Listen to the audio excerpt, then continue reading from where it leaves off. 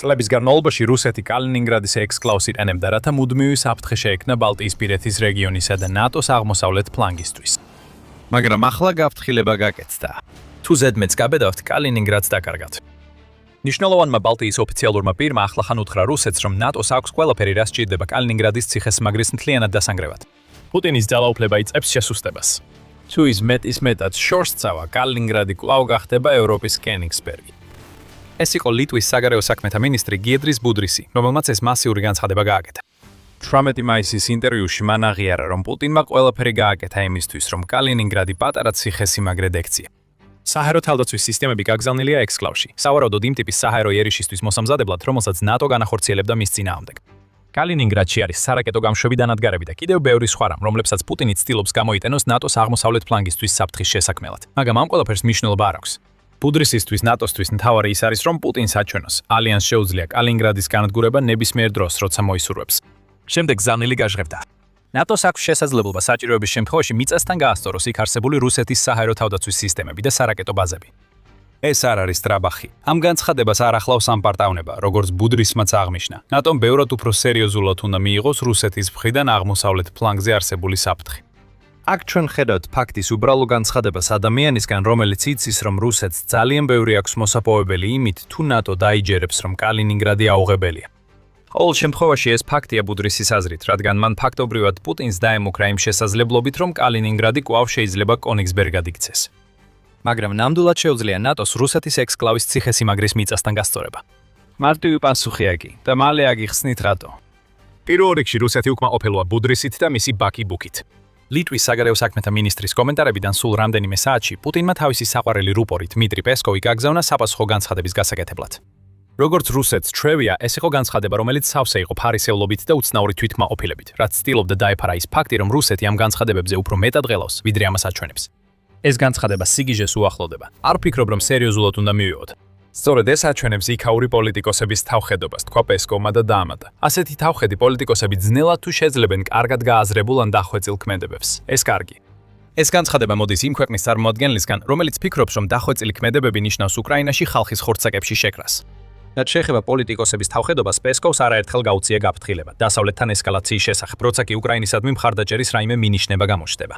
დაუბრუნდეთ ბუდრის და მის კომენტარებს. ლიტვის საგარეო საქმეთა მინისტრი ამბობს, რომ კალინინგრადი პრობლემაა, მაგრამ ნატოს შეუძლია მისი მიწასთან გასწორება. ორივე შემთხვევაში მართალია. კალინინგრადი მართლაც რუსეთის მიერ ციხესიმაგრედ არის ქცეული. და ეს სამუშაოები დაწყებული იყო ჯერ კიდევ მანამდე, სანამ პუტინი უკრაინაში შეჭრას დაიწყებდა. CNA, რომელიც არაკომერციული ორგანიზაციაა და ეროვნული უსაფრთხოების ანალიზს აწარმოებს, არ ნიშნავს, რომ კალინინგრადის სამხედრო ძალა შედარებით სუსტი იყო 1990-იანი წლებიდან 2016 წლამდე. შემდეგ რაღაც შეიცვალა. რუსეთის თავდაპირველი აგრესიის კამპანიის შემდეგ უკრაინის წინააღმდეგ რუსეთმა დაიწყო ექსკლავის გაძლიერება. ეს გაძლიერება კიდევ უფრო გაიზარდა 2021 წელს, როდესაც რუსეთმა კალინინგრადში გაგზავნა მე-11 არმიის კორპუსი, რის შედეგადაც ექსკლავში ჯარისკაცების რაოდენობა 18,000 მიაღწია. ასევე იქ განთავსდა რაკეტები, სამხედრო გემები და სხვა იარაღი, როგორიცაა ტანკები, საარტილერიო დანადგარები და მობილური სარაკეტო გამშვების სისტემები. ოლბაში ასევე განთავსებულია გამანადგურებელი თვითმფრინავები, ძირითადად რუსეთის Su-30, Su-27 და Su-24 ტიპის თვითმფრინავები. ასევე ბალტიის ფლოტი, რომელშიც შედის რუსეთის 42 წყლის ზედა ხომალდი, რეგულარულად ატენებს ხომალდებს ექსკლავში. პუტინს აშკარად ჰქონდა ესკალაციის გეგმები უკრაინაში, როგორც მოგვიანებით გავიგეთ, როდესაც მან 2022 წლის თებერვალში რუსეთის სრულმასშტაბიანი შეჭრა დაიწყო. ყველაფერი, რაც მან ექსკლავში გაგზავნა მანამდე, მიზნად ისახავდა მისი გაძლიერებას, რათა კალინინგრადი საფრთხეს წარმოადგენდეს ნატოს აღმოსავლეთ ფლანგისთვის, როგორც შეჭრამდე, ასევე მის შემდეგ. იდეა იყო უკრაინის სწრაფად დაპყრობა, მისი რუსულ ტერიტორიად გადაქცევა, რომელიც ბელარუსის მარიონეტულ სახელმწიფოსთან და თავად კალინინგრადთან ერთად სერიოზულ პრობლემებს შეუქმნიდა ნატოს. ეს გეგმა არ გამოვიდა, რადგან რუსეთმა სათანადოდ ვერ შეაფასა უკრაინა. მაგრამ კალინინგრადი მაინც პატარა ციხესიმაგრედ რჩება. უბრალოდ როგორც ლიტვის საგარეო საქმეთა მინისტრი ამბობს, ნატოს შეუძლია მიწასთან გაასწოროს იგი და ის ერთადერთი არა, ვინც ასე ფიქრობს. მსგავსი კომენტარი წარსულშიც გაკეთებულა, ოღონდ ბევრად უფრო ემოციური ფორმით. 2025 წლის ოქტომბერში აშშ-ის არმიის ყოფილი სარდალი ევროპაში, ბენ ჰოჯესი, კალინინგრადში რუსეთის მიერ აგებულ თავდაცვით სისტემებს აბსურდულად მიიჩნევდა. თუ რუსეთი პოლონეთს იმავე გზით დაესხმებოდა თავს, როგორც უკრაინას, ისინი ნატოს საჰაერო ძალებით და ასევე ნატოს სახმელეთო ძალებით განადგურდებოდნენ, ამტკიცებდა ჰოჯესი და ამატებდა, რომ კალინინგრადი ნატოსა და რუსეთის შორის ნებისმიერი კონფლიქტის პირველ საათებში განადგურდებოდა. და სანერვიულო მხოლოდ ექსკლავს არ ექნებოდა. თუ ნატო სერიოზულად იმოქმედებს, რუსეთი ასევე მოკლე დროში დაკარგავს ყირიმს და მის მთავარ პორტს, სევასტოპოლს, გააფრთხილა ჰოჯესმა. აქ ერთი შენიშვნაა, მაგრამ ამასაც მიუბრუნდებით, ასე რომ დარჩით ჩვენთან. რამდენიმე tweet adress ანამ ჰოჯესი ამ კომენტარს გააკეთებდა კიდევ ერთი ამერიკელი ოფიციალური პირი. აშშ-ის ძალების ევროპაში სარდა გესარდალე გენერალი ქრისტოფერ დონაჰიუ მსგავს რამეს ამბობდა. ვან განაცხადა, რომ ნატოს სტრატეგია რუსეთის წინააღმდეგ აღმოსავლეთ ფრონტზე, თუ ომი ოდესმე დაიწყებოდა, მოიცავდა კალინინგრადის სწრაფ განადგურებას. დონაჰიუმ დაამატა, რომ სტანდარტიზებული სისტემები უკვე მუშავდებოდა რეგიონალური თავდაცვის გეგმების გასაძლიერებლად, რომლებიც დიდი ხანია არსებობს. და აღნიშნა, რომ ექსკლავის ზემოთ და გარშემო საჰაერო და საზღვაო სივრცის კონტროლი მისი დამხობის მთავარი გასაღები იქნებოდა. ამაზე მეტი დონაჰიუს აღარაფერი უთქვამს. ის არაპირებდა ნატოს გეგმების გამხელას. თუმცა მაინც გვიჩნდება კითხვა, რა იქნებოდა ნატოს გეგმა თუ გადაწყვეტდა, რომ კალინინგრადი კვლავ კენიგსბერგად ექცია. ჩვენ გვაქვს სამი ოფიციალური პირის განცხადება თითქმის 1 წლის განმავლობაში, რომ რუსეთს არაფერი შეუძლია ნატოს შეჩერებისთვის ექსკლავში, მაგრამ თუ ასეა, მაშინ რას აპირებს ნატო? ამ ოფიციალურ პირებს შეიძლება არ ესაუბრათ, მაგრამ ჩვენ გვაქვს გარკვეული წარმოდგენები თუ როგორი იქნებოდა კალინინგრადის განადგურება. მაგრამ სანამ ამას მიუდგებით, შეგახსენებთ, რომ თქვენ უყურებთ The Military Shows. თუ არხიდან სარგებელს ირებთ, არ დაგავიწყდეთ გამოწერა, რომ არ გამოგჩნდეთ ჩვენი ვიდეოები. მოდით ვნახოთ განადგურების გეგმა. აი როგორ იმუშავებდა ეს. პირველ რიგში საზღვაო ბლოკადა აუცილებლად იქნება დღის წესრიგში, განსაკუთრებით თუ ნატო გადაწყვეტს, რომ უბრალოდ არ გაანადგუროს კალინინგრადი საჰაერო ძალებით. ეს ბლოკადა ნატოს სასარგებლოდ იმუშავებდა საზღვაო ძალების თვალსაზრისით. რუსეთის ბალტიის ფლოტი საკმარისად ძლიერი არ არის, რომ ბლოკადა გაარღვიოს, ხოლო მისი შავი ზღვის ფლოტი ჩაკეტილია იმ ზღვაში, რომლის სახელიც მას ეწოდა, რადგან თურქეთი არ დაუშვებს სამხედრო გემების გასვლას სრუტეებით, რომლებიც შავ ზღვაში შედის. და ამ ფაქტორის გარეშეც ნატოს უბრალოდ უფრო ძრო ძლიერი და თანამედროვე გემები ყავს ვიდრე რუსეთს. ნატოს ასევე უბრალოდ რაოდენობრივადაც მეტი გემი ყავს. მისი საზღვაო ფლოტი 2818 ხომალდს ითვლის, მაშინ როცა რუსეთის ფლოტში მხოლოდ 747 გემია სტატისტიკის მიხედვით. ბევრი რამ დამოკიდებულია იმაზე, რამდენი ამ გემებიდან რეალურად შეიძლება განთავსდეს ბალტიის რეგიონში ბლოკადისათვის. თუმცა რადგან ნატოს უმეტესობა ევროპაშია განთავსებული, საკმარისი გემების მობილიზება დიდ სირთულეს არ უნდა წარმოადგენდეს. განსაკუთრებით თუ ნატო ისეთივე სრულად არის ჩართული რუსეთთან ომში, როგორც კალინინგრადზე თავდასხმა მიანიშნებს. ასიმეტრიული ომი კი სერიოზულ გამოწვევას წარმოადგენს. რუსეთმა ბევრი რამ ისწავლა დრონების გამოყენებით სამიზნეების დასათმელად უკრაინაში შეჭრის დროს. თუმცა უკრაინას მნიშვნელოვანი ფაქტორი იქნებოდა კალინინგრადის განადგურებაში. თუ ნატო რუსეთს ებრძვის, უკრაინა არ აპირებს გვერდზე გადგომას. ის სავარაუდოდ გაგზავნის დრონების ექსპერტებს, როგორც ეს გააკეთა სპარსეთის ყურეში, რათა დაეხმაროს ნატოს საზღვაო ძალებს რუსული შაჰიდის დრონების წინააღმდეგ ჩამჭრელი საშუალებების განთავსებაში. უკრაინა ასევე უზრუნველყოფს ცდომას მის საზღვაო დრონებზე, როგორიცაა Sea-Baby, რომლებმაც უკვე დაამტკიცეს, რამდენად ეფექტურები არიან რუსული გემების განადგურებაში.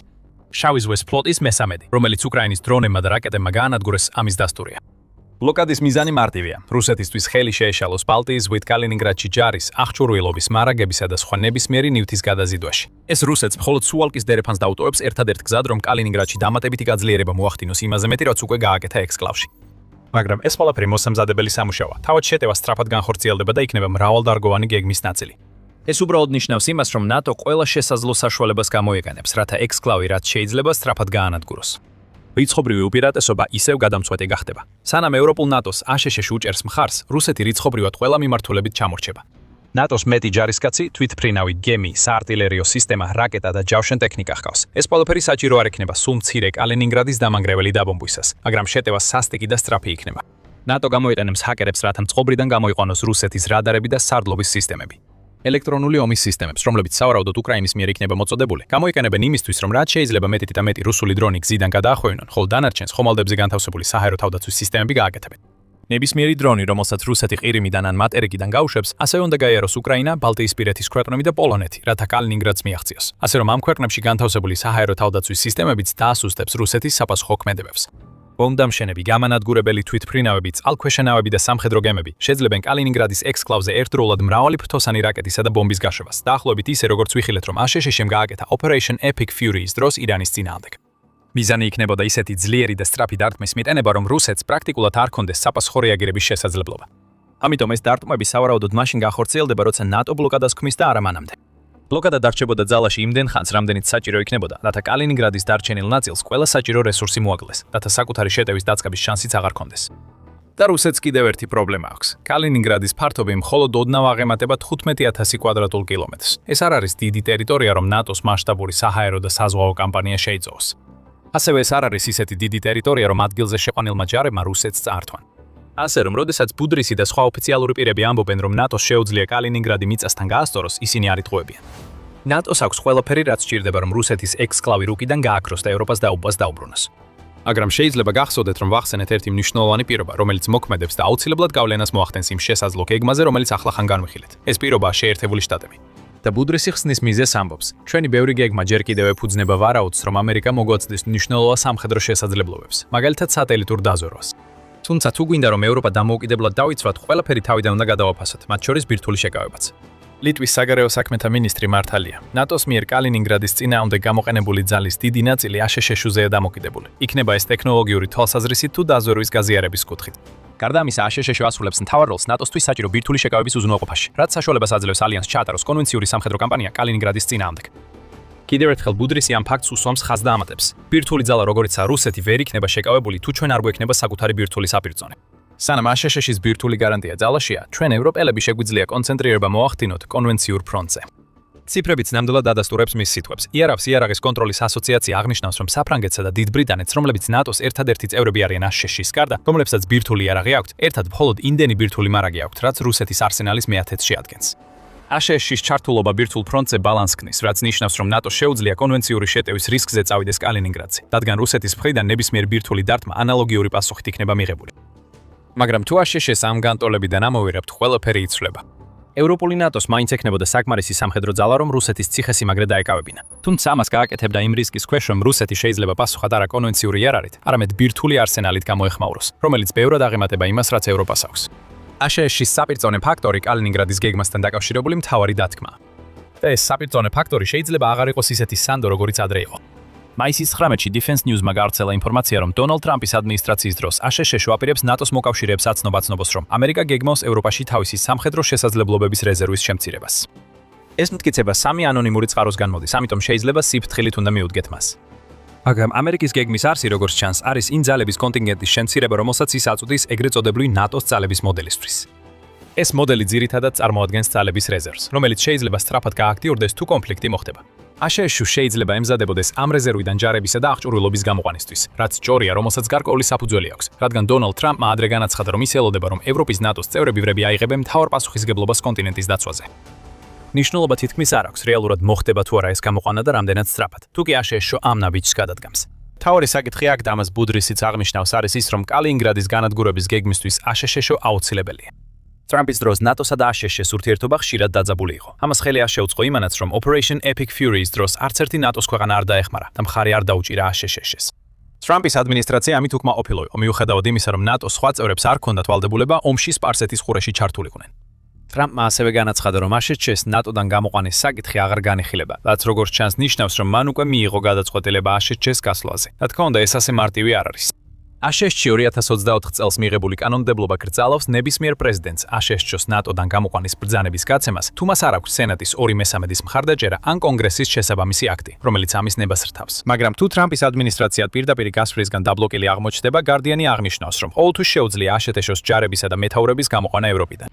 მაგრამ ამ ყველაფრის დიდი ნაწილი მხოლოდ სპეკულაცია. თუმცა ეს აჩვენებს, რატომ უსვამს ბუდრისი ხაზს აშშ-ს ნიშნულობას კალინინგრადის საერთო გეგმაში. დაუშვათ, რომ აშშ და ნატო ერთად იმუშავებენ და კალინინგრადის აღება შესრულდეს.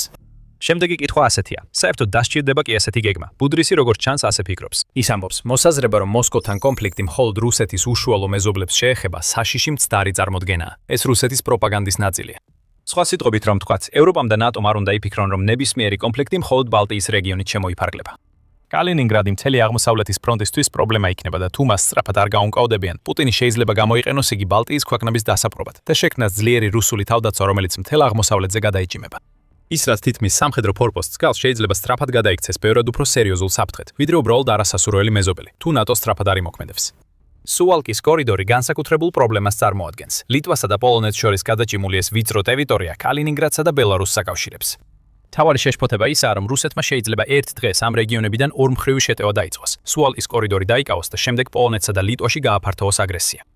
კალინინგრადი შეიძლება თავისთავად დიდი საფრთხე არ იყოს, მიუხედავად სამხედრო გაძლიერებისა, მაგრამ თუ ბელარუსსაც დაუმატებთ, მაშინ ნატოს პრობლემა ექმნება და ეს პრობლემა შეიძლება სწრაფად რეალობად იქცეს.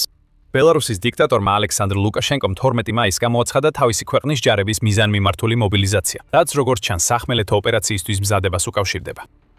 ბელარუსი და რუსეთი ასევე მონაწილეობენ ერთობლივ სამხედრო ოპერაციაში, რომელიც 18 მაისს დაიწყო და როგორც ჩანს, ბელარუსის ტერიტორიიდან ტაქტიკური ბირთვული იარაღის განთავსების ვარჯიშს მოიცავს.